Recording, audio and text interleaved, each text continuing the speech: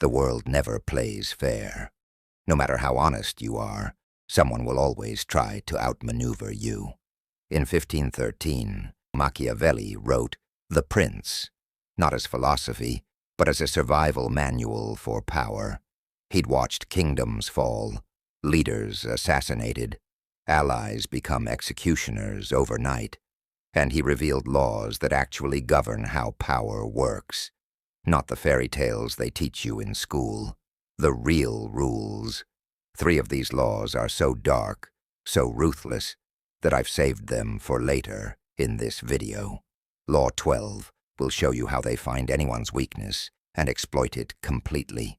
Law 15 is why Machiavelli's name became synonymous with evil. It's about total annihilation of enemies. And Law 18. I almost didn't include it, because once you understand it, you'll see betrayal everywhere, and you'll be right. But here's what you need to understand right now, before we even begin. While you've been playing fair, these laws have been used against you your entire life. That promotion you didn't get, that relationship that ended, that deal that fell through. Someone was running this playbook, and you didn't even know the game existed until now. Machiavelli didn't theorize about power. He watched it, documented it, survived it. And what he discovered is this: power operates by rules that have nothing to do with fairness, justice, or morality. Those are the rules they tell you about. Machiavelli revealed the rules they actually use, and by the end of this video, you will be able to spot these laws in action, in boardrooms, in negotiations, in everyday interactions. You won't be able to look at power the same way again. You won't be able to look at people the same way again. That's not a threat. It's a promise. I've organized these 21 laws into 3 phases, because power isn't just taken. It's built, defended, and expanded. Phase 1. Seizing power. This is how they enter the game when they have nothing, how they position themselves, how they create leverage from air. Phase 2. Holding power. This is where it gets dangerous. This is about survival, betrayal, the dark art of maintaining what they've taken. This is where Law 12 lives, the one about finding thumbscrews. Phase 3. Expanding power. This is total domination. This is where Law 15 operates, crushing enemies completely. Where Law 18 turns paranoia into strategy. And at the end, I'm going to show you something most people miss. These laws don't work in isolation. They work as a system, an interlocking weapon. I'll also show you how to defend against them. Because knowledge without defense is just vulnerability with extra steps. But here's what I need you to understand before we start. I'm not teaching you to manipulate people. I'm showing you how they're already manipulating you. This is pattern recognition. This is defense. This is seeing clearly. Because while you've been playing fair, they understood the game. And they've been using these laws on you. You can't protect yourself from what you can't see. So let's see. Phase 1 is about entry, about getting into the room where power lives. Most people never even make it this far. They don't understand the terrain. They don't know how to conceal their moves. They don't know when to strike, so they stay powerless. And they blame luck, or privilege, or the system. But the people who rise, they're following these laws, whether they've read Machiavelli or not. They just figured it out faster. 7 laws. 7 principles that separate the players from the played, and every single one of them connects to something darker coming later. Law 1 is the foundation, but it's useless without Law 12. You'll see why. Let's begin. Law 1. Know the terrain. You cannot move without knowledge. You cannot win without understanding the landscape. This isn't advice. It's survival. Before Napoleon fought a single battle, he studied maps for hours. Topography, supply lines, weather patterns. He didn't just know where the enemy was. He knew where they could be, where they'd retreat, where they'd starve. He won battles before they started Because he understood the terrain better than his opponents. Julius Caesar did the same thing, but his terrain was political, not physical. Before he crossed the Rubicon, before he triggered civil war, he'd spent years mapping Rome's power structure. Which senators could be bought, which generals would defect, which families held grudges, which debts could be called in. When he finally made his move, it looked bold, reckless even. It wasn't. It was the result of years of intelligence gathering. He knew the terrain so well that what looked like a gamble was actually a calculation. Now let's bring this to the present. Before Jeff Bezos launched Amazon, he analyzed 20 different product categories. He mapped out logistics networks, studied consumer behavior, identified which industries were ripe for disruption. He didn't just wake up one day and decide to sell books online. He knew the terrain. He saw the gaps. He understood where the old system was vulnerable. That's Law 1 in action. Now here's what this means for you. Right now, wherever you work, wherever you operate, do you actually understand the terrain? Do you know who the real decision-makers are? Not the org chart, the real power structure. Do you know what people actually want versus what they say they want? Do you know where the resources flow, where the information flows, where the loyalty flows? Most people don't. They move blindly, and they wonder why they keep losing. Here's how they do this and how you defend. They audit the terrain constantly. Map it out. Who has influence? Who controls resources? Who owes favors? Who holds grudges? This isn't paranoia. This is clarity. And here's the connection you need to remember. Law 1 is foundational. But knowing the terrain is useless if you don't know what to do with that information. That's where Law 12 comes in. The law about finding each man's thumbscrew. We'll get there. But first, you need to understand the terrain. Because if you don't know the landscape, you can't find the pressure points. Remember that. Law 2. Appear stronger than you are. Perception is reality in power dynamics. This isn't about lying. It's about understanding that people respond to what they believe, not what's objectively true. Genghis Khan understood this better than anyone. Before his armies even arrived at a city, he'd send scouts ahead to spread rumors. His forces were twice their actual size. His warriors never showed mercy. His siege weapons could break any wall. Most of it? Exaggeration, strategic fiction. But the effect? Cities would surrender before Khan even arrived. He won battles without fighting them because his reputation did the work. Think about that. He conserved resources, preserved his army, expanded his empire faster, all because he controlled perception. Steve Jobs did the same thing in a different arena. The black turtleneck, the minimalist presentations, the one more thing reveals, the secrecy around products. All of it was designed to create an aura of focused genius, of inevitability, of strength. Did it matter whether Apple was actually stronger than Microsoft in the early 2000s? Number. What mattered was that people believed Apple was the future. That belief became reality. Customers, investors, talent, they all followed the perception. Here's what you need to understand. Reputation is not vanity. It's armor. It's leverage. If people believe you're formidable, they won't test you. If they believe you're weak, they'll probe for vulnerabilities constantly. The appearance of strength prevents conflict. Weakness invites it. This is what they do. They control their image deliberately, how they present themselves, what they reveal, what they conceal, the confidence they project, not arrogance. Confidence. There's a difference. Arrogance invites challenge. Confidence suggests strength that doesn't need to prove itself. Master that distinction, and you've mastered Law 2. Law 3.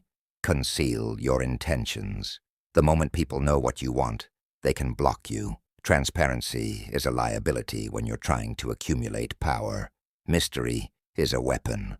Otto von Bismarck wanted to unify Germany, but if he'd announced that goal openly, every neighboring power, France, Austria, Russia, would have crushed him immediately.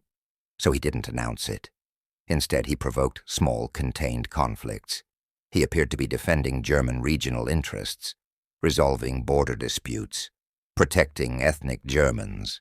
Each conflict looked isolated, defensive, reasonable, but each one was a calculated step toward unification. By the time other powers realized what he was doing, it was too late. Germany was unified. Bismarck had assembled an empire while everyone thought he was just cleaning up regional problems. That's concealment in action. Steve Jobs did this with product launches. Apple would work on devices in absolute secrecy, prototypes locked in secure rooms, NDAs everywhere, misdirection in public statements. Why? Because if competitors knew what Apple was building, they'd copy it, rush inferior versions to market, undercut pricing, flood the zone. Secrecy gave Apple a head start. By the time the world saw the iPhone, it was too late to catch up. Concealment isn't dishonesty. It's strategic silence. And here's what this means in your life. Stop broadcasting your plans. Stop seeking validation before execution. Stop telling people what you're working on before it's done. Every time you reveal your intentions prematurely, you give others the chance to interfere, to undermine, to steal, to sabotage.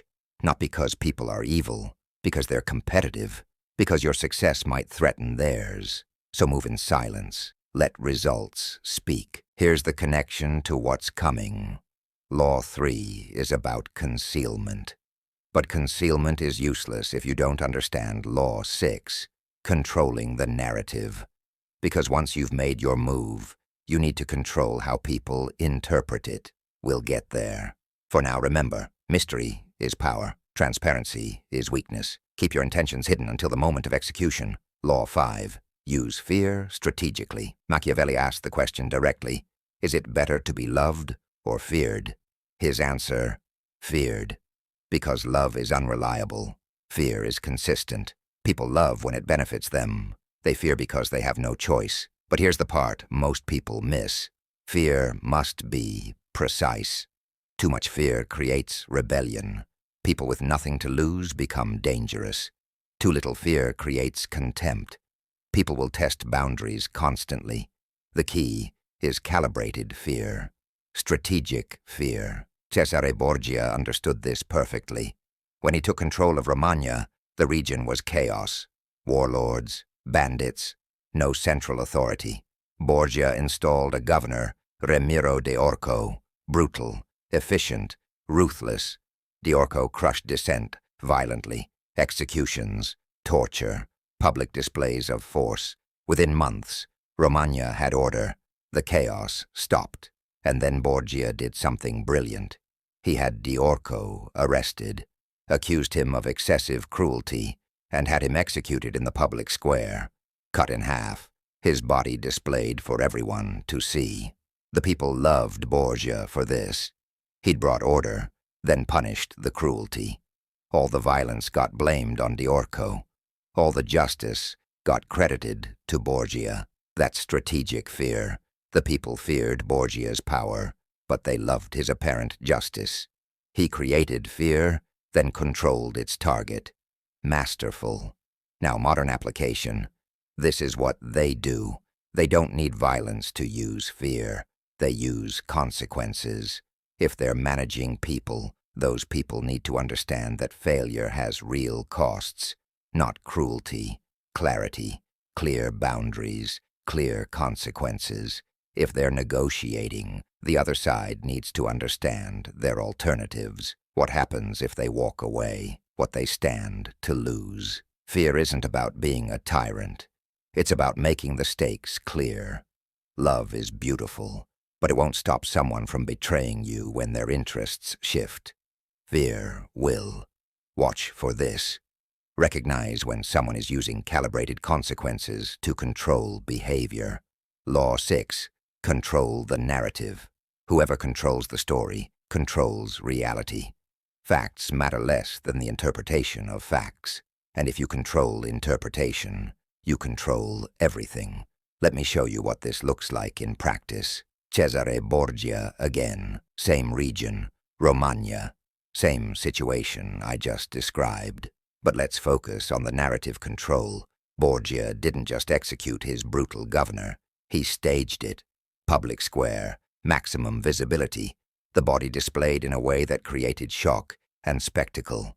Why? Because he was writing a story. And in that story, he was the hero. The just ruler who punished cruelty. The protector of the people. The facts were different. Borgia had ordered the cruelty. De Orco was just the instrument. But facts don't matter if the narrative is stronger. The people of Romagna remembered the story. Borgia saved them from a tyrant. That narrative gave him loyalty, legitimacy, power. That's Law 6. Now let's look at modern applications. Every major corporation has a PR department. Why? Because they understand that public perception shapes market value, customer loyalty, regulatory treatment, everything. When a scandal breaks, their first move isn't to fix the problem. It's to control the story about the problem. We take this seriously. We're investigating. We're committed to doing better. Whether they actually do better is secondary. What matters is the narrative of accountability. Political campaigns. Same thing. It's not about who has the best policies. It's about who tells the better story, the more compelling narrative. Obama, hope and change. Trump, make America great again. Simple, memorable, emotionally resonant. The narrative did more work than any policy white paper ever could. Now here's what this means for you. Every interaction you have is a narrative opportunity. How you frame your work, how you explain your decisions, how you position your value. Are you just doing your job? Or are you driving innovation or solving critical problems? Same work, different story. And the story determines how you're valued. Here's how you defend against this. Always ask, what's the story being told here? Not just the facts, the interpretation. When someone presents information to you, ask what narrative they're building, what they want you to believe. Once you see the narrative machinery, you can't unsee it. And here's the connection to what's coming. Law 6 is about controlling stories. But stories mean nothing if you can't find people's emotional pressure points. That's Law 12, the thumbscrew law.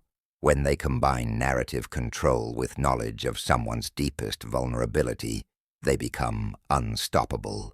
We'll get there. For now, remember, facts are raw material. Narrative is the weapon. Control the story. Control the outcome. Law 4. Time your actions perfectly. Bad timing destroys good plans. Perfect timing makes mediocre plans succeed.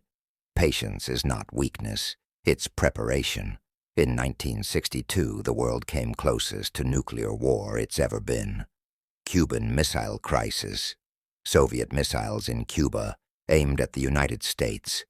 Kennedy's generals wanted immediate airstrikes, invasion, decisive action. Kennedy said no, not because he was weak, because the timing was wrong.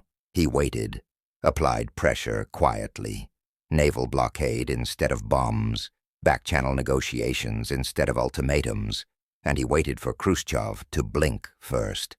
When the moment came, when the Soviets were ready to deal, then Kennedy moved. The result? Missiles removed, war avoided. Kennedy looked like a master statesman. If he'd struck immediately, millions would have died. Timing made the difference. Machiavelli said, "The wise man does at once what the fool does finally, but the wise man also knows when that at once is." Here's modern application. In business, timing determines success more than the idea itself. The same product launched too early fails. Launched at the right moment, it dominates. In negotiations, the person who can wait longer usually wins. Desperation is visible. Patience projects strength. In conflict, striking before your opponent is ready gives you overwhelming advantage. Striking when they're prepared, you've lost the edge. This is what they do. They learn to read conditions, market conditions, emotional conditions, political conditions. They don't move because they can. They move because the moment is right. And sometimes the right move is to wait. This connects to everything. To Law 1, knowing the terrain means knowing when conditions favor you. To Law 15, which we'll cover later, when they finally strike, the timing determines whether they crush completely or just wound. Remember, power rewards patience. Desperation invites exploitation. Master timing, and you master outcomes. Law 7, avoid weak allies. Your allies either multiply your strength or divide it. There's no neutral. Weak allies are worse than enemies. Enemies are predictable. Weak allies are liabilities pretending to be assets. They drain resources. They create vulnerabilities. They collapse under pressure and take you down with them. Machiavelli watched this happen repeatedly in Italian politics. Alliances formed out of desperation. Weak states aligning with strong ones, hoping for protection. The result? The strong state got dragged into conflicts they didn't need. The weak ally became a burden, not a benefit. Modern version. In business, partnerships with struggling companies might seem like opportunities. We'll help them turn around, gain a foothold in their market. Reality, you inherit their problems, their debt, their damaged reputation, their failing culture. In your personal life, same principle. Associating with people who are chaotic, unreliable, or self-destructive doesn't make you a good person. It makes you vulnerable. Their drama becomes your drama. Their failures reflect on you. Here's the hard truth. They choose allies based on what those allies ADD, not what they need. Strength multiplies strength. Weakness multiplies weakness. And here's what's coming in Phase 2. Even strong allies can become enemies. That's where Law 11 operates. They keep people dependent, so those people can't afford to betray them. And Law 18, the forbidden one about keeping enemies closer than allies, will show you why paranoia is rational. But for now, the foundation. Choose strength. Avoid weakness. Your network is your net worth. Build it carefully. You now understand how to seize power, know the terrain, control perception, conceal intentions, time your moves, deploy fear strategically, shape the narrative, choose strong allies, 7 laws, 7 principles. But here's the thing about power that Machiavelli understood, and most people don't. Taking power is the easy part. Keeping it? That's where it gets dangerous. That's where betrayal lives, where allies become enemies, where Law 12 operates, finding each man's thumbscrew and using it. Phase 2, it is about survival, about maintaining what you've built when everyone around you wants to take it.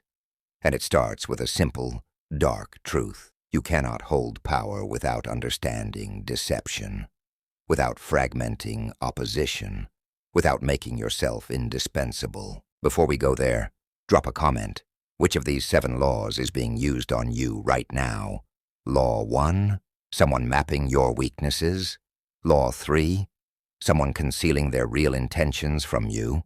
Law 6, someone controlling the narrative around you. Think about it, because once you see it, you can't unsee it. Phase 2 starts now. This is where Machiavelli becomes truly dangerous. Welcome to Phase 2, holding power. This is where the game changes completely. In Phase 1, you were the underdog, the outsider. You had nothing to lose and everything to gain. But now you have something. Position, influence, resources. And that makes you a target. Everyone who wants what you have is watching, studying, waiting for weakness. Your allies? They're calculating whether they still need you, or whether they can take what you've built. Your subordinates? They're wondering if they could do your job better. Your competitors? They're probing for vulnerabilities. This is the phase where most people fail, not because they don't know how to gain power, because they don't know how to keep it. Machiavelli said, "Men sooner forget the death of their father than the loss of their patrimony." Translation: people forgive almost anything except threats to their wealth and status. And you, by holding power, are now a threat to someone's ambitions, always. So phase 2 is about survival, about making yourself indispensable, about controlling through dependency, about understanding deception at a level most people never reach. And it's about Law 12, the law that separates amateurs from masters, the law about finding weaknesses and exploiting them completely. We're entering the forbidden zone now. Let's go. Law 8, Master Deception. Truth is often a liability. Strategic lies are tools.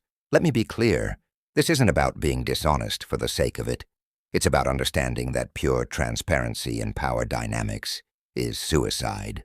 Because while you're being honest, they're being strategic. Frederick the Great of Prussia said it plainly. Diplomacy without arms is like music without instruments. He could have added, and honesty without strategy is like warfare without weapons. This is what they do. Deception isn't about elaborate lies. It's about strategic omission, misdirection, allowing people to believe what benefits them. When companies negotiate mergers, both sides smile and talk about partnerships and synergy.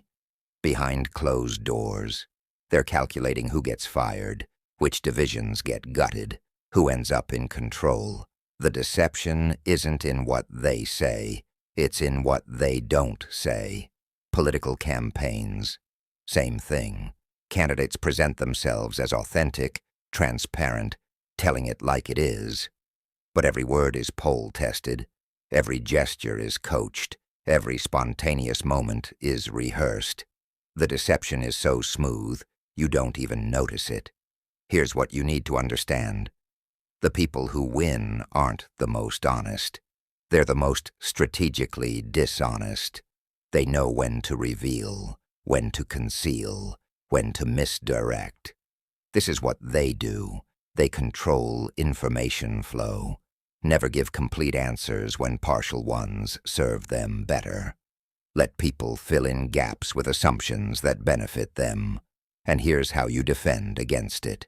Assume everyone is playing this game. Don't take statements at face value. Watch behavior, not words. Track patterns, not promises. Deception is the air power breathes. Learn to see through it and understand how it operates. Law 9, divide and conquer. Unified opposition is dangerous. Fragmented opposition is manageable. This is one of the oldest strategies in human history because it works. The Roman Empire didn't conquer by fighting everyone at once. They made deals with some tribes to fight other tribes. They fragmented coalitions before they could form. By the time any group realized they should unite, it was too late. Rome had already split them. Modern corporations use this constantly. When workers try to unionize, management doesn't fight the union directly. That creates solidarity. Instead, they offer different deals to different departments, better benefits to some, promotions to potential leaders, special treatment to key players, the union fragments. Some people take the deals, others feel betrayed. The unified front collapses. Political campaigns do this with opposition research. They don't just attack the opponent, they create internal divisions, leak information that makes different factions fight each other, amplify existing tensions, turn allies against each other. Here's the principle. A group that's fighting itself cannot fight you. This is what they do. When facing opposition, they don't confront it directly. They find the cracks, the disagreements, the competing interests. Then they amplify them, quietly, strategically. Let them tear each other apart while you watch. How do you defend against it?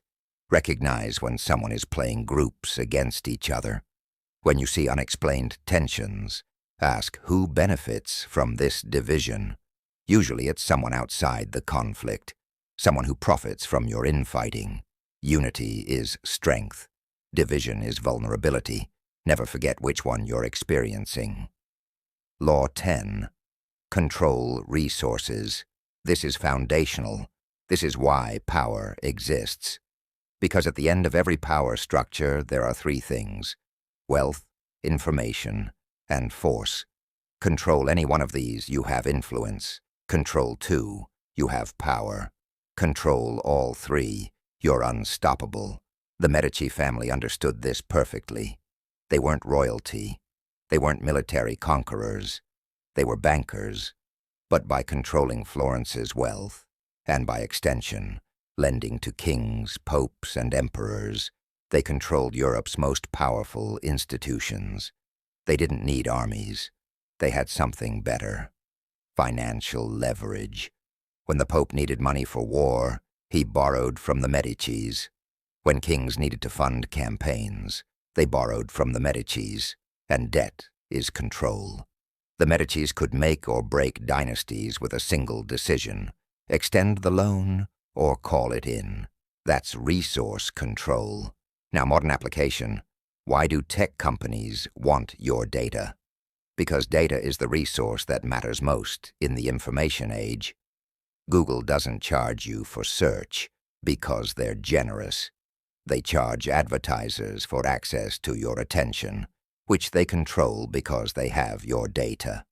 Facebook, same thing. Your information is the resource. Your attention is the product. They control the resource.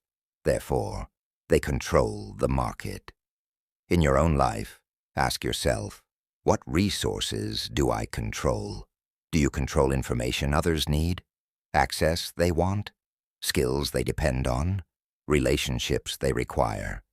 If you control nothing that others need, you have no leverage. That's not a moral judgment. It's a fact. Here's what they do. They identify the critical resources in their environment: money, information, access, expertise. They position themselves to control at least one of them. They make themselves the gatekeeper, the necessary connection, the indispensable source. And here's the connection to what's coming. Law 12. Resources give you power, but knowing which resource someone needs most, that's their thumbscrew. And once they find the thumbscrew, they control people completely. We're about to go there now. This is Law 12, the first forbidden law. Law 12. Discover each man's thumbscrew. This is it. This is the law that separates people who have power from people who master it. Because here's the truth. Everyone has a weakness. Everyone. Some people it's greed. Others, vanity. Some fear humiliation. Others crave validation. Some will do anything to protect their reputation. Others will sacrifice everything for family. Everyone has a pressure point, a vulnerability, a place where they'll bend. Machiavelli knew this. But the person who perfected it was Cardinal Richelieu. Richelieu was the chief minister of France in the 1600s. He didn't have the largest army. He wasn't the wealthiest. He wasn't royalty. But he controlled France completely. How? He built an intelligence network that mapped every nobleman's weakness: who was in debt, who had mistresses, who had secret ambitions, who feared the king's disfavor, who resented being passed over for promotion. Richelieu had files on everyone, and he used them strategically. If a noble opposed him, Richelieu didn't threaten directly. He'd send a quiet message: I know about the debts. I know about the affair. I know about the treasonous correspondence. Suddenly the opposition disappeared, not through violence, through leverage, through knowing exactly where to apply pressure. That's the thumbscrew. Now let's bring this to the present. This is what they do every day. Corporate intelligence before major negotiations. Who's the decision maker? What's their track record? What deals have they done? What do they care about? Legacy, profit, innovation, reputation. Once they know what someone values most, they know how to influence them. Salespeople do this too, the good ones. They don't pitch the product, they find out what the customer actually wants. Status, security, convenience, approval from their boss. Then they frame the product as the solution to that need. It's not manipulation, it's precision. Here's what this means for you. In every interaction, ask yourself, what does this person actually want? Not what they say they want, what they actually want. Are they driven by fear or ambition? Do they crave recognition or safety? Are they protecting something or pursuing something? Once you know the answer, you know how to move them. Here's a modern example from tech. When companies recruit top talent, they don't just offer money. They research what that person cares about. One engineer wants cutting-edge problems to solve. Another wants work-life balance. Another wants equity and wealth. Another wants prestige and a big title. Same job, different pitches, because each person has a different thumbscrew. The company that finds it first gets the hire. Now here's the dark side of this law, and why it's forbidden knowledge. Once they find someone's thumbscrew, they can control them completely. They can make them act against their own interests. They can make them betray allies. They can make them destroy themselves. And they'll do it willingly because they're pressing exactly the right pressure point. That's why this law is dangerous. How do you defend against it? First, know your own weaknesses. What would someone use against you? Debt, reputation, family, ambition. Whatever it is, protect it. Minimize exposure. Don't give people ammunition. Second, watch for when someone is probing. When conversations feel like interviews. When someone is asking unusually personal questions. When they're testing your reactions to different topics. They're looking for the thumbscrew. Don't give it to them. And third, create false thumbscrews. Let people think they've found your weakness when they haven't. Misdirection. Strategic vulnerability. Let them think you care about something you don't. So they waste leverage on the wrong pressure point. Here's the final piece you need to understand. Law 12 doesn't work alone. It works with Law 1. Knowing the terrain gives you the context to find weaknesses. It works with Law 6. Controlling the narrative lets them hide their use of the thumbscrew. And it works with Law 15, which we'll cover soon, because once they find the thumbscrew, Law 15 tells them how to use it so completely that their enemy can never recover. Law 12 was dark, but it's not the darkest. Law 15 is why Machiavelli's name became synonymous with evil. And Law 18, which comes after that, will show you why paranoia is the only rational response to power. We're going deeper. Stay with me. Law 11. Keep people dependent on you. Independence is dangerous to you, because if people don't need you, they don't owe you. And if they don't owe you, you have no leverage. The key to maintaining power isn't just being valuable. It's being irreplaceable. Think about it. If you're a manager and your team could run just as well without you, you're vulnerable, you're unnecessary, you're the first cut when restructuring happens.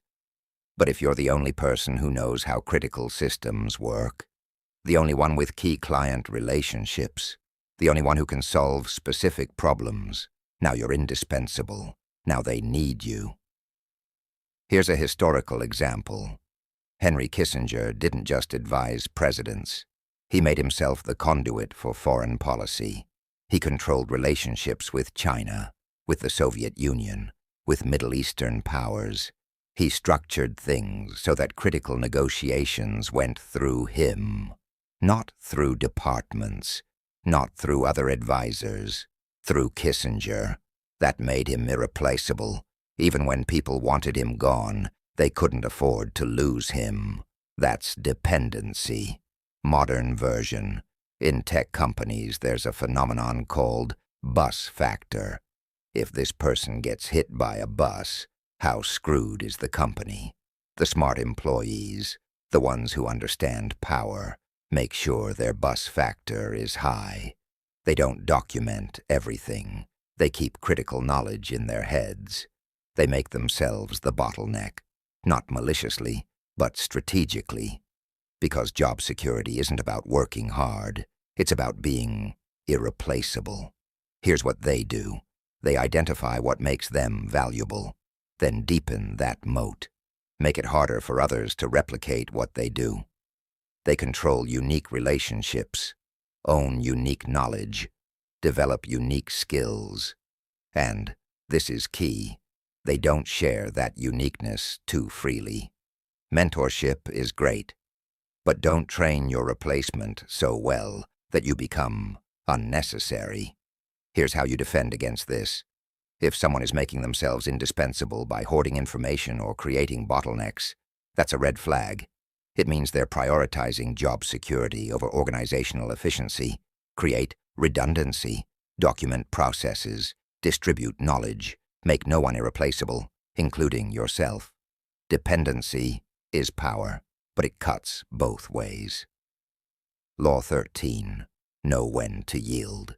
Strategic retreat is not a weakness. It's preparation for a stronger comeback. Most people think power is about never backing down, never showing weakness, never surrendering. That's ego, not strategy. Sometimes, yielding is the strongest move. When Muhammad Ali fought George Foreman, the rumble in the jungle, Ali was outmatched in raw power. Foreman was a destroyer, younger, stronger, undefeated. Ali couldn't win by trading blows, so he didn't try. He leaned on the ropes, let Foreman punch himself exhausted, absorbed the hits, yielded, until Foreman had nothing left. Then Ali struck, and won. That's strategic yielding. In business, same principle.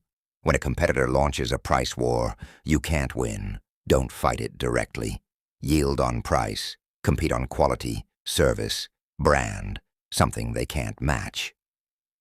Let them win the battle you don't care about, while you dominate the war that matters.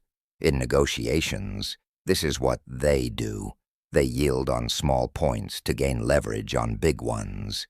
Give them victories that don't cost you anything, but make them feel like they're winning. Then take what you actually want, while they're satisfied with the scraps. Here's the key. Yielding must be strategic, not desperate. Desperate surrender shows weakness. Strategic yield shows intelligence. Know the difference. Law 14. Punish wisely. Punishment that's too harsh creates resentment and rebellion. Punishment that's too weak creates contempt. The right punishment creates respect. Machiavelli said, "Men should either be caressed or crushed, because they will seek revenge for minor wounds, but cannot for severe ones." Translation: if you're going to punish, make it decisive. Halfway measures create enemies. But here's the nuance. You don't always need to crush. Sometimes, a precise, measured response is more effective. The key is this. The punishment must match the offense in a way that's visible to others. Because punishment isn't just about the person you're punishing. It's about everyone watching. It's a message. When a CEO fires someone for incompetence, it tells the organization, performance matters. When they fire someone for disloyalty, it tells the organization, betrayal will not be tolerated. The punishment sends a signal. Here's what they do. When someone crosses them, They don't react emotionally. They calculate the message they want to send. Do they want to signal strength, mercy, standards, consequences? Then they deliver the punishment that sends that message clearly. And here's how you defend. If you're being punished, understand the message, not just the act. Are they making an example of you? Are they signaling to others? Are they protecting their position? Once you understand the strategic purpose, you can respond intelligently. Punishment is never just personal, it's political. Treat it that way. You now understand how to hold power through deception, through division, through resource control, through finding weaknesses and exploiting them, through making yourself indispensable, through strategic yielding, through wise punishment. But holding power is still defensive. Phase 3 is about expansion, about total domination, about crushing opposition so completely they can never rise again. This is where Law 15 operates, the law that made Machiavelli's name synonymous with evil, the law about annihilation. This is the darkest part of the system, and we're going there now. Law 15. Crush your enemy totally. This is it. The law that defines Machiavelli's reputation. The law that gets him called a teacher of evil. And I'm going to tell you why it's necessary. Not moral, not good, but necessary if you're operating in an environment where power is contested. Here's the principle. If you wound an enemy but don't destroy them, you've created a future threat. They'll remember. They'll recover, they'll plan revenge, and when they strike back, it will be when you're weakest. Machiavelli said, "Men ought either to be well treated or crushed, because they can avenge themselves of lighter injuries. Of more serious ones, they cannot." Translation: small wounds create enemies. Total destruction prevents revenge. Let me show you what this looks like. Cesare Borgia, 1502, Senegalia. Borgia had taken control of Romagna, but several local leaders, the Orsini family and their allies, were plotting rebellion. Borgia could have fought them, could have negotiated, could have made deals. He did something else. He invited them to a peace conference, sent messages of reconciliation, promised negotiations, even swore oaths of friendship. The rebel leaders believed him. They came to Senegalia. Borgia greeted them warmly, embraced them like brothers, brought them inside for discussions, and once they were inside, his soldiers blocked the exits. Every rebel leader was arrested that night, then strangled, their bodies disposed of. By morning, their armies, leaderless and confused, dissolved. Borgia didn't just win. He erased the threat so completely that no one dared rebel again. That's Law 15. Now here's the modern version, because we're not talking about violence. We're talking about the principle. This is what they do when they enter a market. They don't compete. They dominate. When Amazon enters a market, they undercut prices below profitability. They absorb losses that would destroy smaller competitors. They use their scale as a weapon. Small businesses can't compete. They go bankrupt. Amazon doesn't wound them, doesn't leave them struggling, completely eliminates them from the market. Then once the competition is gone, Amazon owns the space. That's corporate application of Law 15, political version. When opposition research destroys a candidate, it's not just about winning the election. It's about making sure that candidate can never run again. They expose them so thoroughly, damage their reputation so completely, that their political career is finished permanently. Not wounded, finished. Because if they just wound them, if they win this election but leave them viable, they'll come back in 4 years, stronger, prepared. Total destruction prevents the second battle. Now here's the uncomfortable question.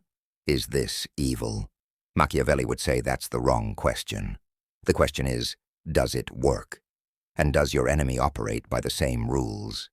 Because if you show mercy and your opponent doesn't, you've lost.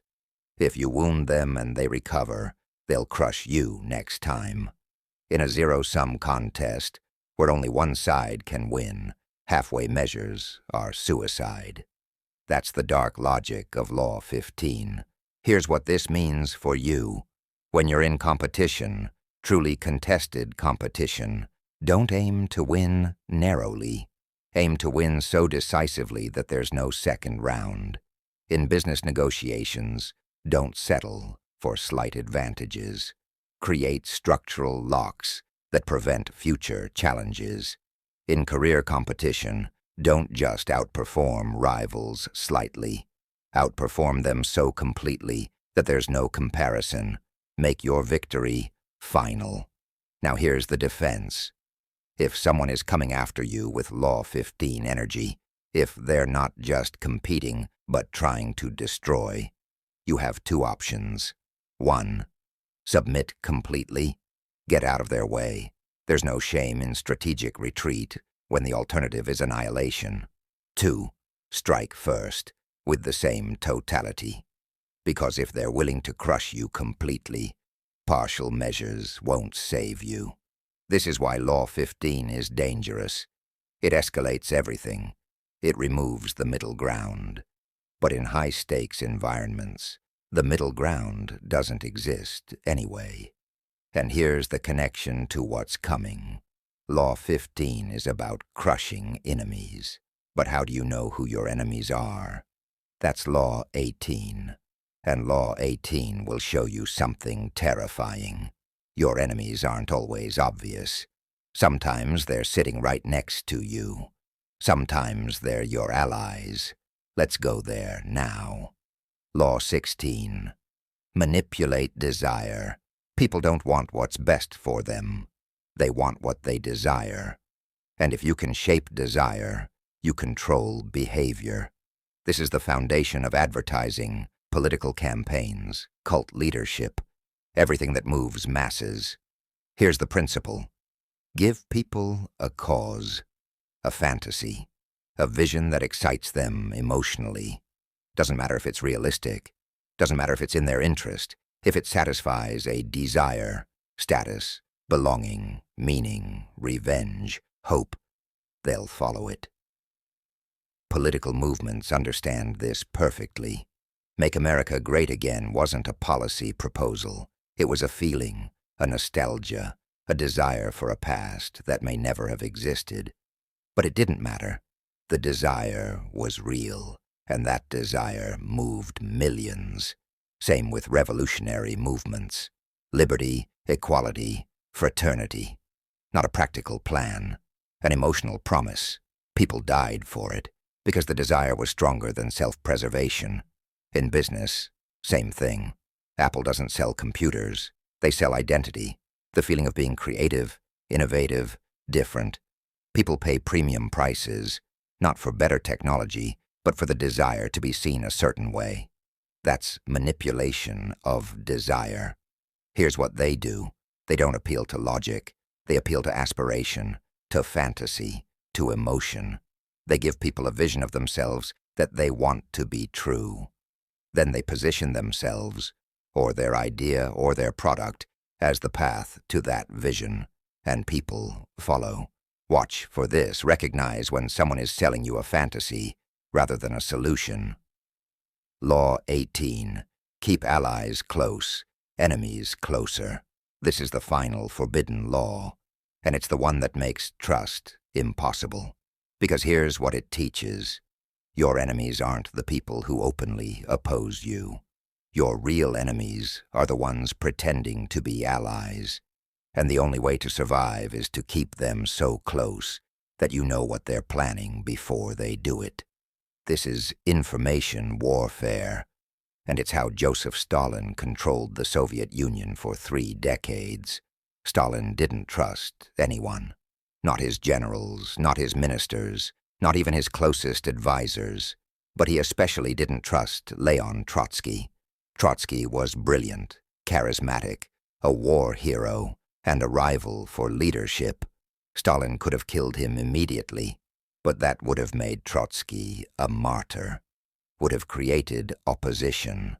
Instead, Stalin kept Trotsky close, gave him positions, kept him in the inner circle, and while Trotsky was close, Stalin was placing informants around him, monitoring his communications, tracking his allies, mapping his network. By the time Stalin moved against Trotsky, he knew everything, every contact, every plan, every weakness. Trotsky was expelled, exiled, hunted across the world. And in 1940, in Mexico City, thousands of miles from Moscow, a Stalinist agent put an ice axe through Trotsky's skull, because Stalin had kept him close enough to know everything, then struck when the moment was perfect. That's Law 18. Now, modern application. This is what they do. Corporate espionage doesn't mean stealing secrets from outside. It means placing people inside competitor organizations, or hiring their executives just to learn their strategies, or maintaining friendly relationships with rivals, not out of goodwill, but to gather intelligence. In politics, same thing. The most valuable informants aren't external spies. They're people inside the opposing campaign, people who appear to be allies but are actually feeding information back. They keep their enemies close. They know what they're planning. They strike when they don't expect it. Here's what this means for you. The people who smile at you might be the biggest threats, the ones who agree too quickly, the ones who ask subtle questions, the ones who position themselves as helpful while gathering information. Watch them closer than anyone. Here's the defense, and it's paranoid, but it's rational. Trust no one completely. Compartmentalize information. Don't tell anyone everything. Give different people different pieces, so if there's a leak, you know where it came from. Watch for people who probe too much, who ask questions that seem friendly but are actually intelligence gathering. And here's the hardest part. Even your closest allies have their own interests. And when those interests diverge from yours, they become enemies. So keep them close, not out of affection, out of surveillance. This is the darkest law because it makes genuine relationships almost impossible at the highest levels of power. Everyone is a potential threat. Everyone must be monitored. It's why Machiavelli said the prince must be willing to be alone, because trust is a luxury power can't afford. And that's Law 18. Law 17. Disarm through unpredictability. Keep people off balance. If they can't predict you, they can't prepare for you. Consistency is comfortable for your enemies. Unpredictability is a weapon. Law 19. Never appear desperate. Desperation signals weakness. Weakness invites attack. Even if you're desperate, never show it. Confidence, even false confidence, projects strength. Law 20. Make your accomplishments seem effortless. Hard work is admirable, but visible struggle suggests limits. Make it look easy. Let people wonder how you do it. Mystery amplifies perceived power. Law 21. Plan all the way to the end. Most people plan for the next move. Masters plan for the final move. Think 10 steps ahead. Anticipate consequences. Control outcomes before they happen. The person who sees farthest wins. You now know all 21 laws. But here's what makes Machiavelli a genius, and what most people miss. These laws don't work in isolation. They work as a system, an interlocking weapon. Let me show you how they use them together. Step 1. Law 1. Know the terrain. They study the landscape, map the players, identify the power structure, find who controls resources, who holds grudges, who's vulnerable. Step 2. Law 3. Conceal your intentions. They move quietly. No announcements, no warnings. They appear to be doing something else entirely, while their real plan develops in shadow.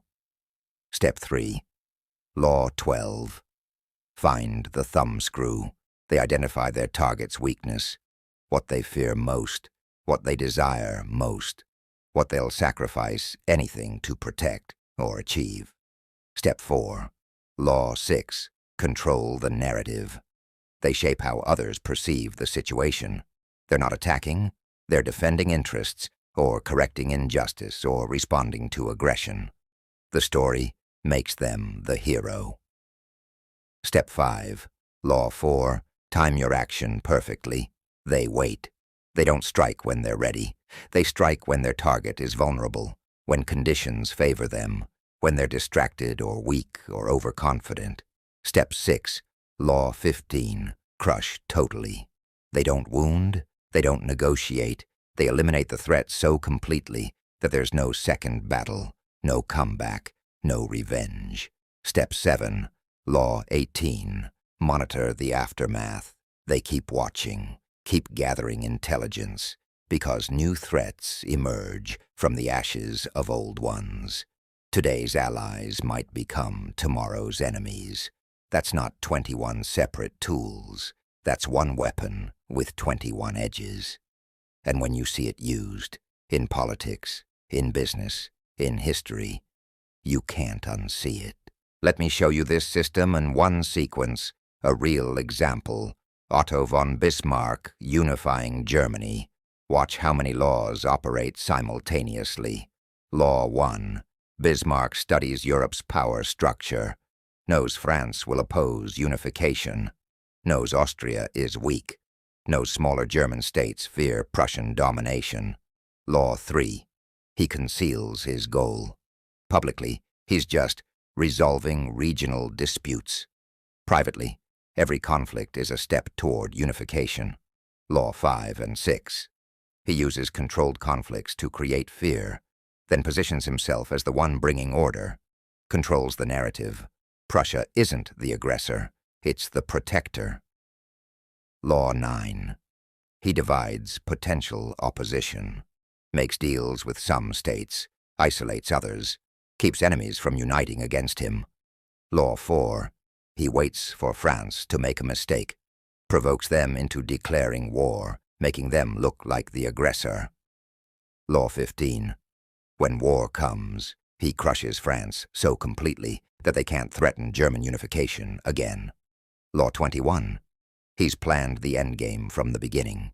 Every battle, every treaty, every alliance, calibrated toward the final goal. Result? Germany unified. Bismarck becomes the most powerful man in Europe.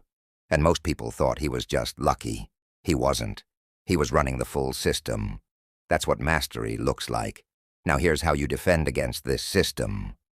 First, awareness. You can't defend against what you don't see. Now you see it. Watch for the patterns. When someone is gathering information too deliberately. When narratives shift too conveniently. When timing seems too perfect. Second, compartmentalization. Never give anyone the full picture. Distribute information. Control access. Make it harder for someone to run Law 12 on you. Third, independence. The more you need, money, approval, specific people, the more vulnerable you are. Build options, create redundancy, reduce dependency. Fourth, vigilance. Assume everyone is playing the game. Not out of paranoia, out of realism. Trust, but verify, always. Fifth, counterintelligence. If someone is gathering information on you, feed them false information. Let them think they've found your thumbscrew when they haven't. Misdirection. The best defense is understanding the game well enough that you see the moves before they complete. Now the uncomfortable truth. You've been on the receiving end of this system your entire life. That job you didn't get. Someone controlled the narrative better than you. That relationship that ended, someone found your weakness and used it.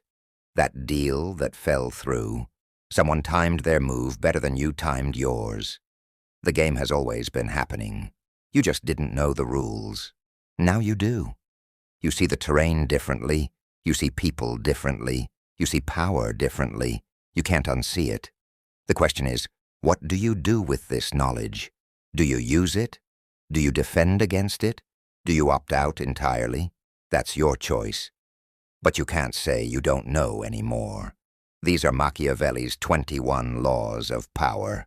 Not the laws we wish existed. The laws that do exist. The laws that have governed human power for 500 years. The laws that are operating right now, in boardrooms, in campaigns, in negotiations, in conflicts you'll face tomorrow. Machiavelli didn't invent these laws. He just had the courage to name them, and now you know them too. Here's what I want you to do. Comment below. Which law hit you hardest? Was it Law 12? The realization that everyone has a thumbscrew, including you? Was it Law 15? The understanding that mercy and power dynamics can be fatal? Was it Law 18? The dark truth that your closest allies might be your greatest threats? Or was it something else entirely? Tell me, because once you articulate it, once you name what you've learned, it becomes real, it becomes integrated, and if this video changed how you see the world, if you can't look at power the same way anymore, then you know what to do. The algorithm doesn't care about morality. It cares about engagement. So engage, share this, save it, send it to someone who needs to understand the game they're actually playing. Because knowledge is only power if it's used. And right now, you have knowledge that most people will never access. You have the operating system of power. What you do with it, that's up to you. But you can never say you didn't know. The game is visible now. Play accordingly.